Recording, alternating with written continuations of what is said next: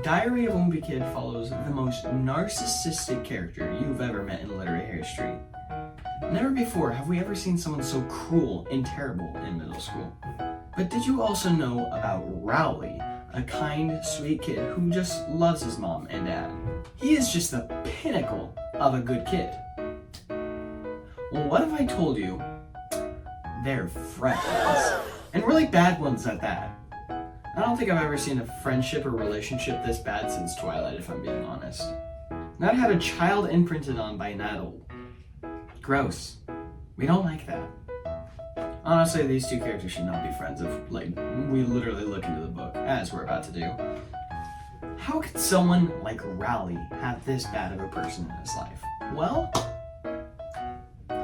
we're about to find out. Hello, everyone. I don't know where I am. I've been kidnapped. It was at this moment he knew. He Locked in this room and currently am losing oxygen by the second. This is not my usual recording spot, nor is it usual anything. This is a closet that I'm running from the cops in. Please call the number on screen now to save me. But today we're reviewing a book because I have to. And for English class they were like, hey, you gotta do a report on this. And I was like, okay, how do I have to do it? And they're like, you can do anything, so we're here. Anyway, if you like the video, like and subscribe, and let's jump into this garbage fire of a book. Also, this thing nearly just broke my computer, so now let's actually jump in. So, right off the bat, we jump right into the book, finding out why these two are friends and where they both started. Raleigh got inspired by his friend Greg, who writes diaries, and he wanted to write one of his own, so now he started. Look at them. Best friends. Wow. His parents respect him, he respects his parents, and it's honestly a great relationship everyone wishes they had. But unfortunately, Raleigh found a piece of crap on the same street, so that's fun. His parents do not like this kid whatsoever. Do you blame him? They're actively egging his car, Just casual 2-year-old humor. Oh, look at them. They're a happy family. Can Raleigh just screw off with Greg, please? We don't need this guy, okay?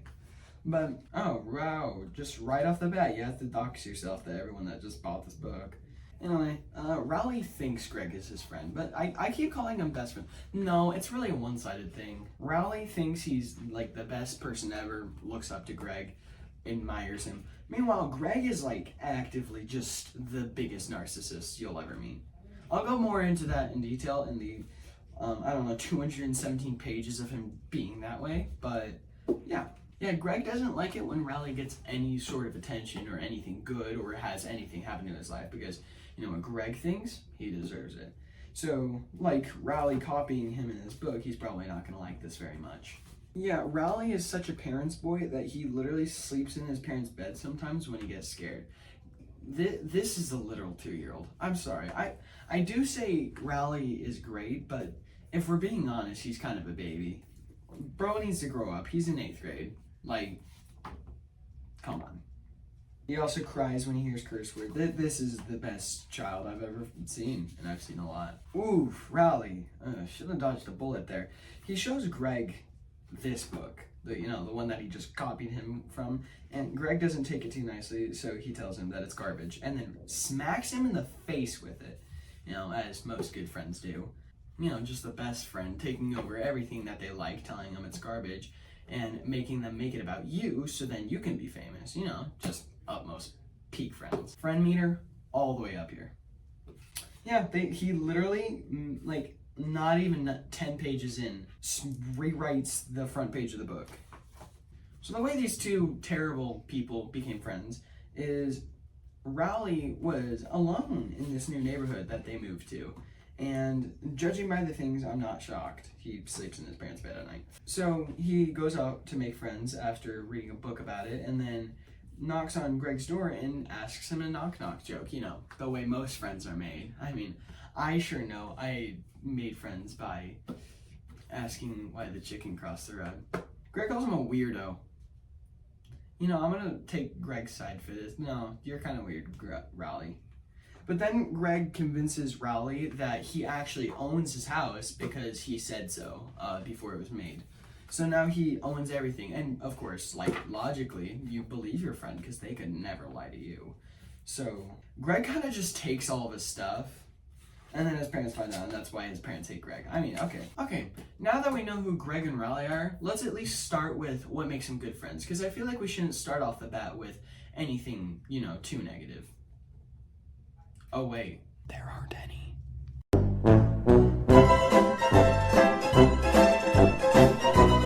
Yeah, there isn't one thing that makes these guys actually, like, functional friends. They're honestly just terrible to each other. I was like, Riley, you're great on your own. Make other friends. Leave Greg. He doesn't deserve you. You do good stuff. He takes credit for it, and you believe him. I don't know why. Like, I don't know. Like, in what way do you think a friend should be shaming you for everything? I mean, like, of course you're going to do something stupid, and he's going to get mad at you for it. But a friend shouldn't be telling you that everything you do is garbage, and that you're a garbage person, and then try to take stuff from you. So, just a thought there, Riley. But anyway, there's several scenarios, and I know I've been rambling on a bit, so let's just jump into what makes this garbage. There's about 3, maybe 4 stories that I'm going to be covering in this thing, because that's about how many he wrote. And mostly all of them are Greg just being a piece of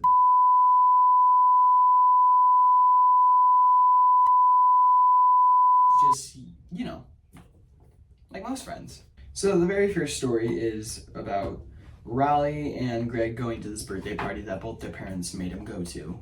It's this kid that's literally a psychopath. They watch a movie at his birthday, and then the kid gets obsessed and then starts like mauling the children to death, and the mom is just like, "Aw, they grow up so fast." Yeah, this kid freaks out. There's, like most of the characters, there's no redeeming qualities of this child. He chases them outside, and now they're next to a ditch, and they're about to fall in. I mean, guys, he's like -3-2. You can take him. It's 2 against 1, guys. But then, Riley got so scared, he fell back into the ditch, I'm assuming 5-foot hole. That looks kind of big. It's taller than Greg. And then he gets stung by 1,000 bees. So, just peak something. Anyway, Riley then goes on to try to list Greg's accomplishments and just freaking roasts the crap out of him. He says, and I quote, "The problem is that Greg is only a kid and most of his accomplishments haven't happened yet. So I'll leave some blank space here and I can fill it in later on." He didn't fill it in. See, that's the joke. The next thing that Greg does is probably the worst thing he's ever done. Most of the things he does in this book are just like jerk moves, and he's just being a piece of crap to his friend. But no, he literally about gets Riley killed. So, let's read about this, shall we? They start by playing Ninjas and Vikings, that very common game. Outside in the wilderness, they start building a fort out of sticks. It's a lot of fun, I guess. And then, as Riley's going to get some more sticks, he trips on a rock, and then Greg, just being the utmost best friend, even though Riley just sprained his ankle and is freaking out, Greg is like, "Oh, that's an ancient burial ground, and you just disturbed an Indian's dead." So, once he freaks out his friend, it's getting dark, and his sprained ankle, the only logical thing to do is book him out. You need to leave. His parents call him crying, wondering where their son is after, 6 hours of it being nighttime. And then Greg's just like, "Oh, I left him out of the forest. You can take a flashlight if you want." So he gives him a flashlight, and then they find him, and he is just beat up. I mean, they don't give a lot of description, but look at this child. That poor thing. And the whole time while Riley's narrating this, he's complimenting Greg. He even says, and I quote, "Luckily, my parents called Greg's house to ask where I was, and that helped him remember I was still out there. And just to show you what a great pal Greg is, he let my parents borrow his flashlight and pointed them in the right direction." Yeah, just the best friend. Making someone else go save you. Utmost best friendship. I know if I were about to die, I would want my friend to go get someone else to go get me. Logically. Also, I'm sorry I didn't say this earlier, but my mic's probably going to be really bad for this because I have to record on my phone and I have a very limited time, so... You get that. That's like going to a hospital and having this happen. Sir, we have a patient dying. He needs blood, and you're the only type available. Oh, okay. I know someone with that type of blood. Let me go get them. Wait, no, sir, you're the only... Okay, he's already gone. Like, come on, Greg. What gives? In this next story, Greg sucks again. I'm gonna say that a lot, let's be honest. So, Greg and Riley are playing games, as one does, with Riley's parents not being home. And then Greg says he has to head home. So, you know, funsies. But before leaving, he just has to make sure that he tells Riley about this criminal he heard about on the news. So, then Riley leaves him home alone. But except he doesn't. He stays inside and he closes the door while trying to pretend that he's not there. Riley gets scared because he starts hearing footsteps walk around his house and, you know, he just heard about a criminal on the news, so logically he's going to be a little scared. So Riley grabs a tennis racket and full-on rocks him. Somebody! Good for you, Riley. Great job. I'm proud of you. Nice job. Anyway, Riley, as a normal person would, hits him and then runs off, not looking at him, and goes to the neighbors to tell them about the robber. Except it's Greg. And then Greg proceeds to be very mad because he was obviously not robbing the house. Obviously. 3 days later. Hello, it's a new day. My English teacher finally let me out of this room and took me on a walk and gave me a bath. My lawyer suggests that I say no other information because it might intervene with something? I don't know. But currently I am still held against my will by my English teacher. Anyway, let's finish this book. So the very next story they give us is how Greg kind of takes advantage of Riley, just a tiny bit, you know, not too much. I'll try to hurry this up because we're only on page 50 out of 217, but I still want to get in the basic details. So Riley isn't allowed to have a lot of candy. His parents take it away as soon as he gets it on Halloween, and Greg is offering half of his Halloween candy if he helps him clean out the garage. Well, Riley goes over and helps him with that, and then Greg gets down the pillowcase. But then shows it's like completely empty. Way to go, Greg. You're fat and a jerk.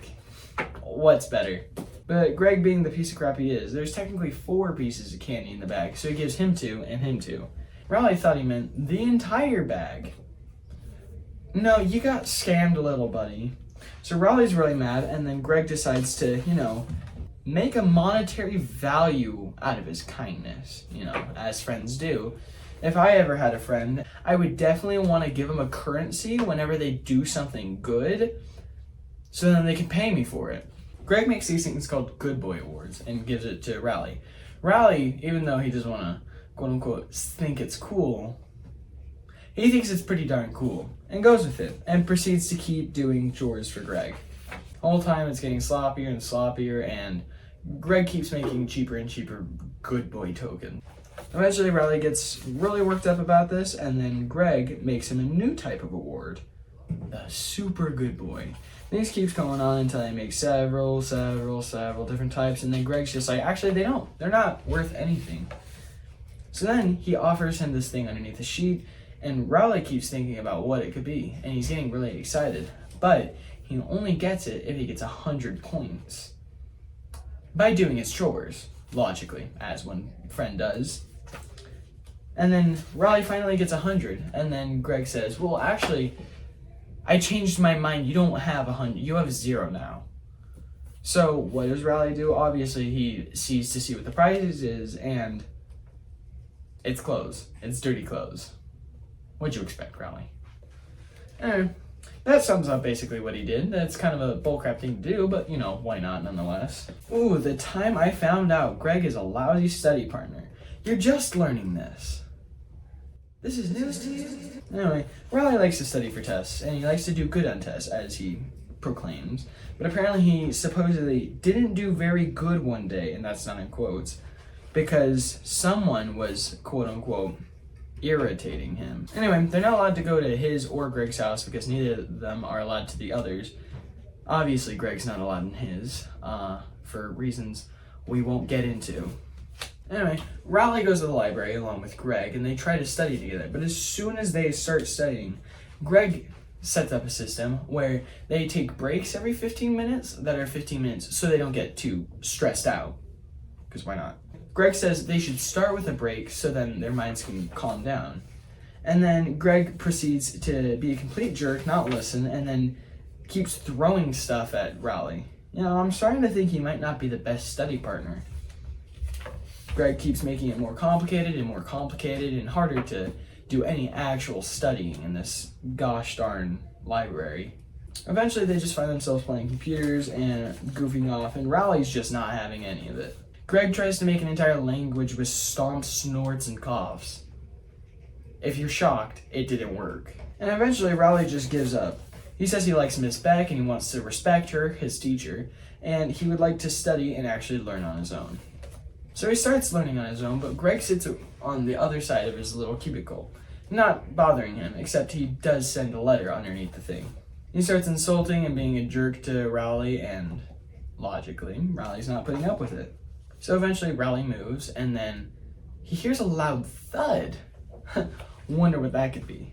Well, apparently Greg, being the hilarious guy he is, didn't notice that the feet underneath the desk where Rowley were sitting were completely different, larger, and hairier feet, so he tied the shoelaces together and the guy freaking falls. But why? You didn't need to do that. You really didn't need to do that. It's almost like he doesn't care? Oh, whoops. My bad. It's obvious. No, he doesn't. Not one bit. They run away back to the table they were originally working at, and Greg's being a complete buffoon to him. Greg keeps trying to throw trash into the trash can and keeps missing horribly by tearing up some of Rowley's scrap paper. Rowley gets annoyed with it, and then Greg tells him he's just being a chicken. So then, obviously, Rowley rebels and says he's not, and then Greg proceeds to keep calling him a chicken, you know, as friends do. Rowley then takes a piece of paper, throws it behind his back, and makes it into the trash can. And Greg keeps saying he couldn't do it again, but then Rowley retires. Give it up for Rowley. Look at him. Look at him being a good kid. Look at him being awesome. Look at him being an awesome, friendly kid. What has Greg done? Anyway, eventually when Rowley realizes he's taking his notes to make the pieces of paper and throw them into the trash can, Rowley tries to murder him. Good for you, Rowley. And then they get kicked out of the library. The next day they try to take a test, and of course, Greg's being a piece of crap again. Eventually Miss Beck has to leave the room, and then Rowley is sitting at his desk trying to finish the test. He does so, and then Greg asks if he could take a look at his answers. Rowley's kind of confused and doesn't want to do that, but then Greg just says he wants to double check.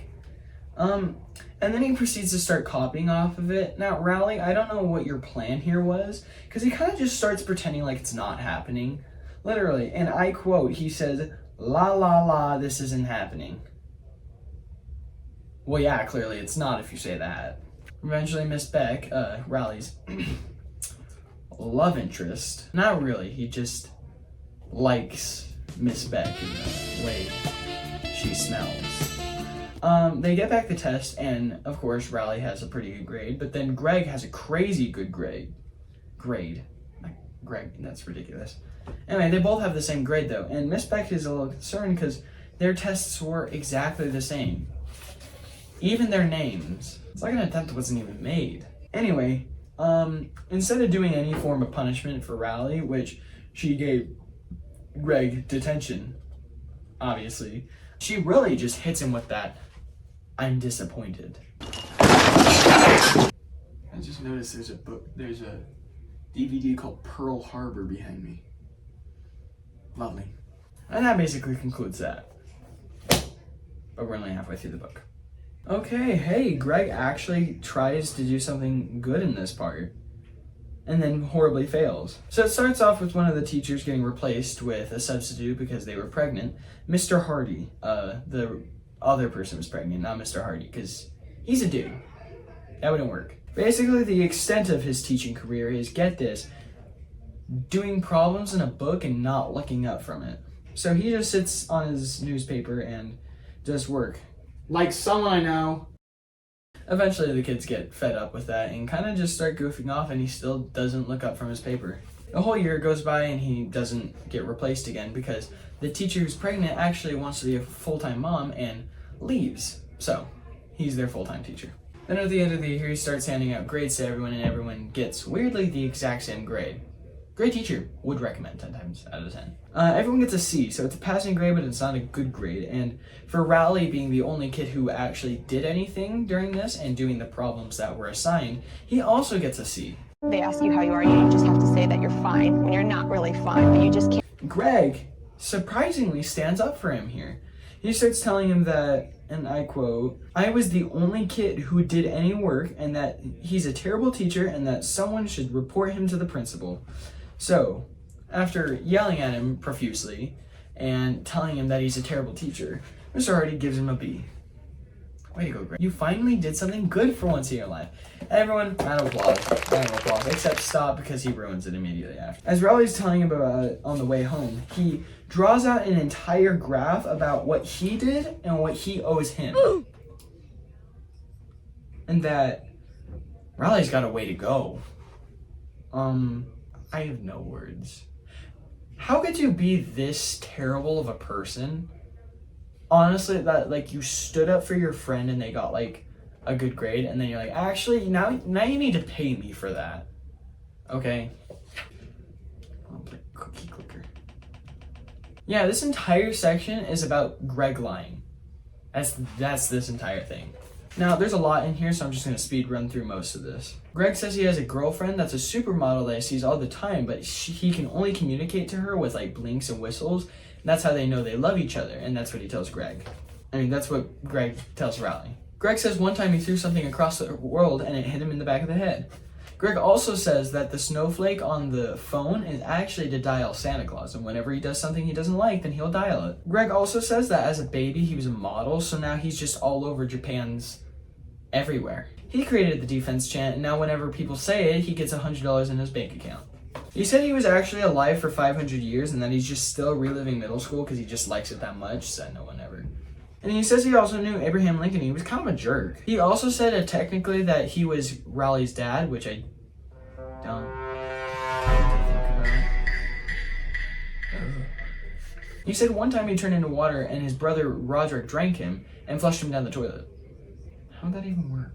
Greg said he only uses 2% of his mind and that if he wanted to, he can move a building, but he chooses not to. And then Rowley says he might want to use 100% of his mind, but he said he's already using 100% of his mind, so he can't, and Rowley's confused by that. He says he can predict the future and whenever anything does, so whenever Rowley licks the popsicle, he said he knew he was going to do that, because logically that's how you predict the future, by telling it after it's already been done. So Greg and Rowley both aren't allowed to play video games right now, and currently they want to do something. So Greg's mom gives him some paper and says to color, because that's basically what kids in middle school do nowadays. They color.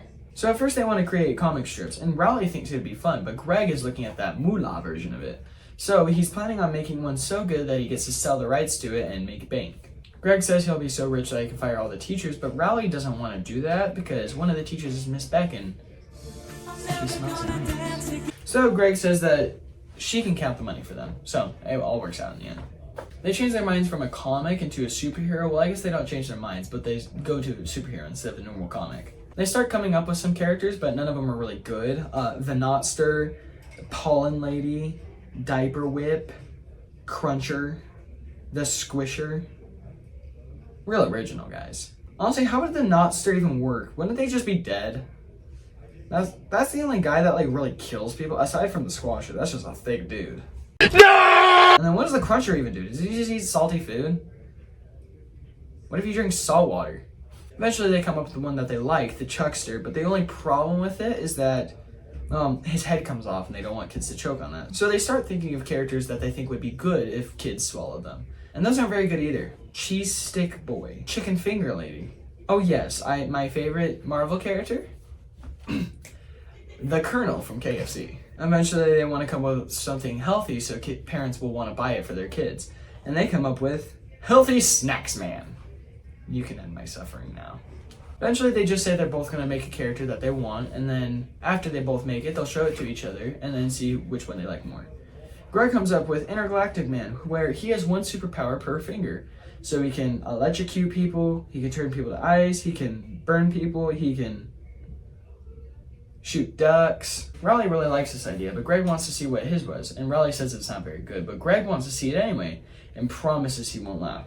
So who is it? Amazing Guy!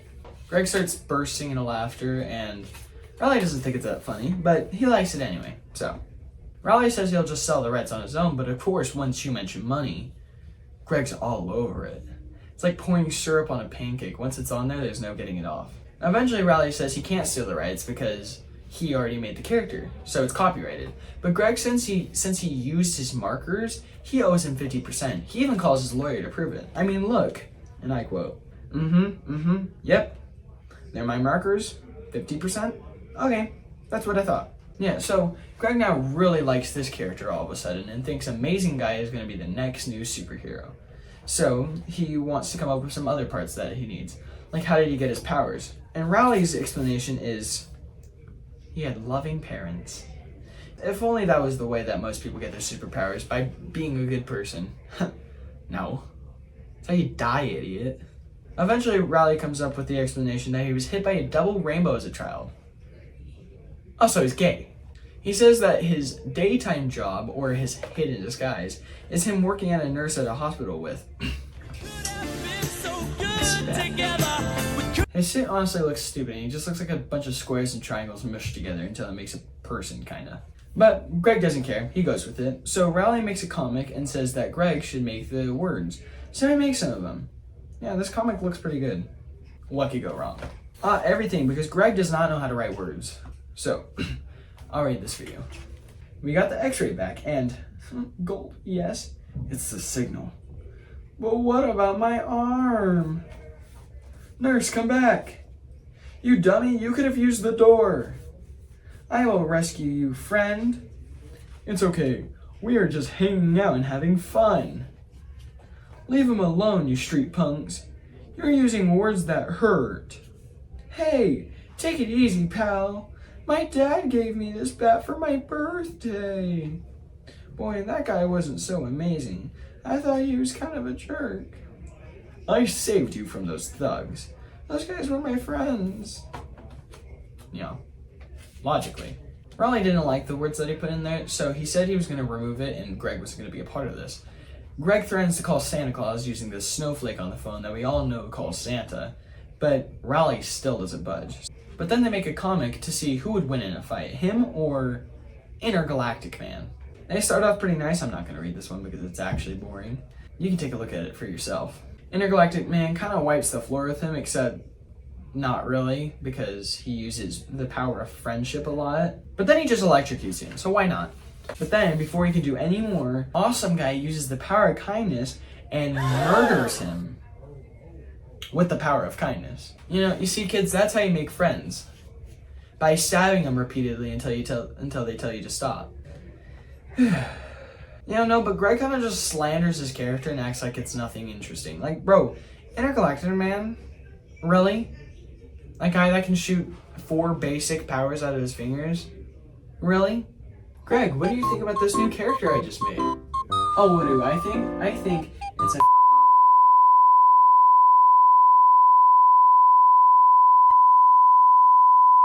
really bad.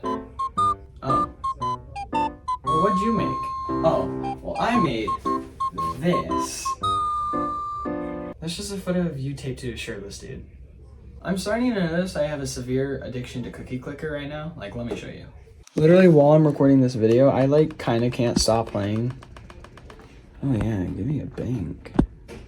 No, I want a cursor. Oh, yeah. Oh, yeah. Cookies. The next story is called The Time Me and Greg Had a 2-Night Sleepover.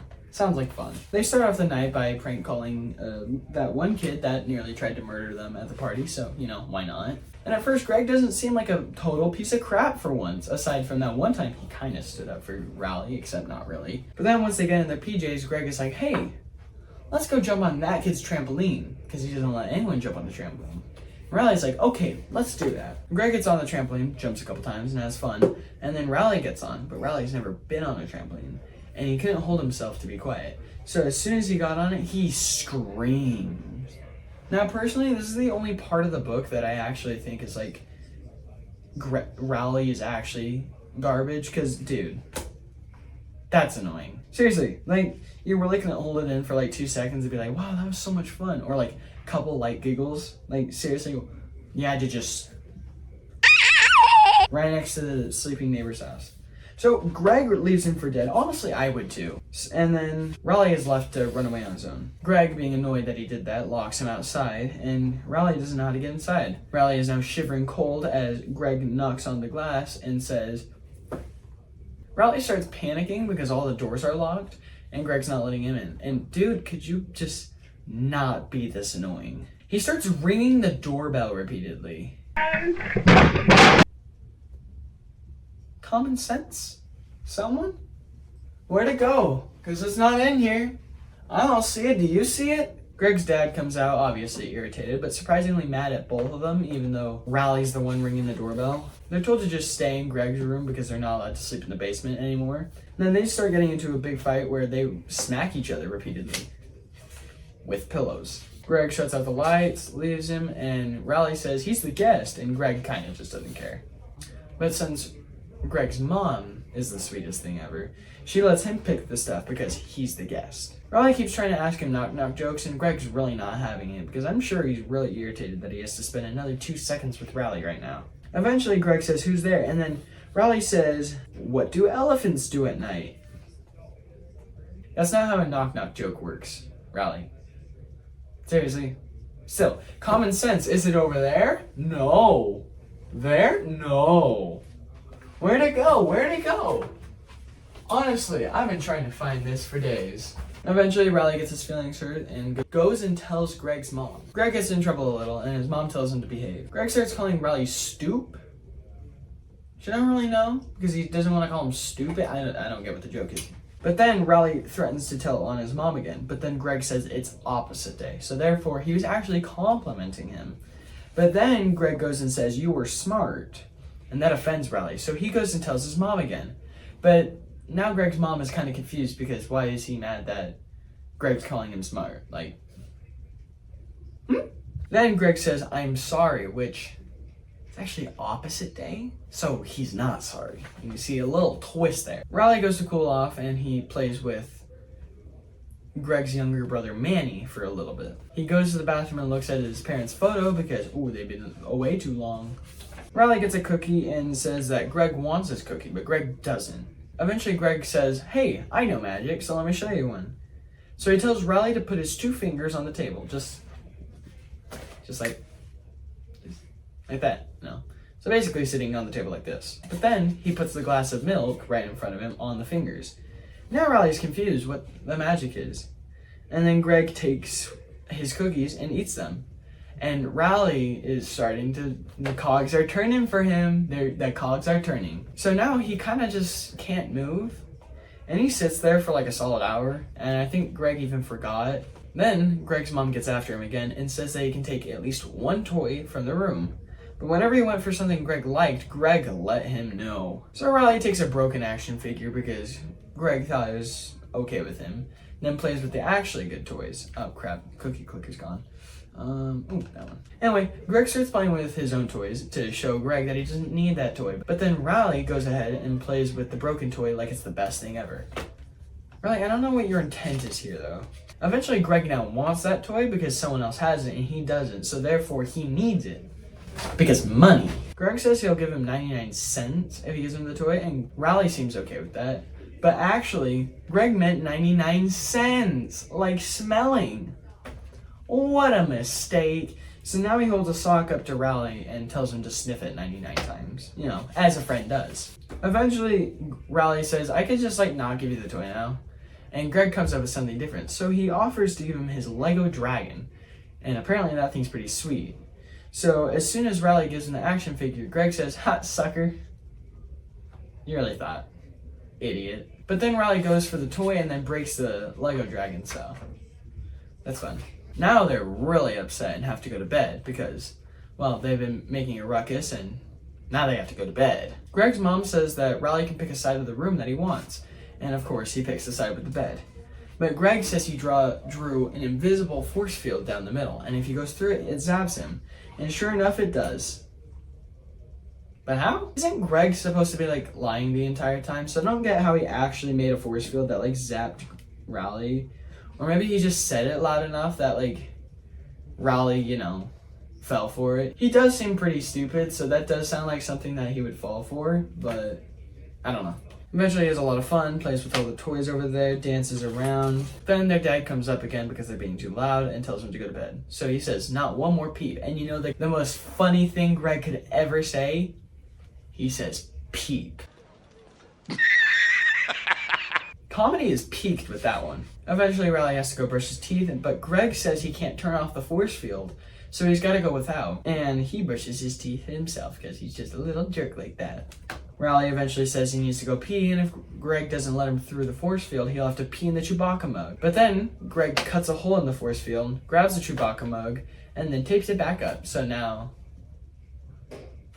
Riley, I don't know why you didn't just, like, why didn't you see that coming? You know, there's just a little square he's drawing right next to the thing you're about to pee in, so you could have been like, oh, I'm still gonna pee in the Chewbacca mug. Deal with it. But I don't know. And then Greg starts telling him about things that make you really want to pee, like rain and water and water. Kind of just at least a bit more creative? Oh, okay. That's fine. That's fine. Eventually, Riley really can't hold it anymore, but he doesn't want to go through the force field because it might set off the alarm. So he pees out the window. I am disgusted. Like a normal person. Greg's dad actually sees him do that and then heads up there to check out what's going on. But Riley is back asleep before he can see anything. Riley loses the toy that he got from Greg, and Greg tries to help him, but he's not very helpful on finding it. So they look everywhere, but eventually Greg has to go to the bathroom, the toilet flushes, and they all get the idea he just flushed it down the toilet. It's very obvious. He's not very sneaky about this. After all that, after all this dedication and writing and this emphasis on great literature by Riley, he shows Greg, and Greg hates it. Way to be there for him, buddy. Way to be there. Just 10 out of 10 friend, would recommend, would not back down. That best thing I've ever seen. Greg says there's too much about him in it, and it needs to be more about Greg. Because logically, a book about yourself needs to be about someone else. Logically. Riley keeps coming up with ideas on different stories they could do and different stuff they can add. But then eventually Greg just gets fed up with it and smacks him in the face. Oh! But you know, Riley's not going to tell you that. He is done with Greg's bullcrap. So you know what he does? He smacks him with the book too. Everyone, round of applause. But actually this time, seriously, this is the best thing I've ever seen. Greg starts chasing him with a really large stick and he hides in his house. But, you know, he's got to leave eventually. At this point, his parents find the book and read about all the stories, and now his parents are like, hey, I think that kind of sucks. He's not very good. So, but Riley doesn't think so. He still thinks they're best friends. And that is the end of the book. What? A YouTube video that I'm coincidentally mic'd up for? This is crazy. This is just bonkers. Hi, Mr. Boynton. It is currently 11 o'clock at night, and this is when you're getting emailed this video. Everyone else is going to get this. This took way too long. I'm sorry I didn't get this in on Thursday or Saturday like I said I would. But yeah, I've been grind editing it all day today, and I finally got this 42 freaking minutes of content done. So, hooray. When my English teacher releases me from this prison he's kidnapped me in so I do this project, I will pull up like a little document or tier list on my screen showing like some compare and contrasts of their characters and who they are friends to each other. But really, like, I'm just gonna give a quick overview of what I think. Raleigh is a very sweet character. I like his character because he's actually like a little kid, but he's a middle schooler, so it's not very accurate to his age. And I think that's what's interesting about him. He's friends with a narcissist that can only think about money or really anything grown up. And that's not the way that Raleigh's mind works. And I would assume the only reason that he stays with Greg is because no one else will be his friend. And Greg only is his friend. I guess they kidnapped someone else too. But the only reason Greg is friends with Raleigh is because he thinks he needs him. And honestly, Raleigh kind of does. I mean, seeing the way he functions and works in this, like he's in love with his math teacher, Miss Beck. as much crap as I've definitely given Greg in this book, he's not a terrible friend to Raleigh because he's the only one that is friends with him. And in some of Greg's stories, he is a genuinely good friend, and Raleigh can be kind of a jerk sometimes.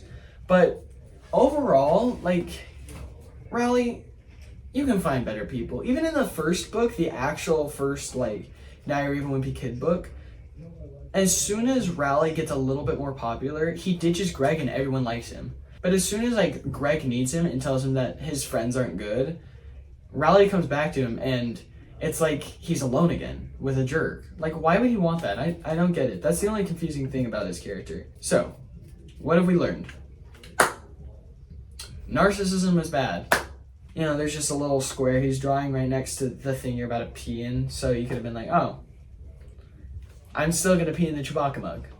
Deal with it. Let's write Greg. Okay. Character analysis of this man. What is he? Who is he? Why is he? Where is he? Ah! Let's start with the basics.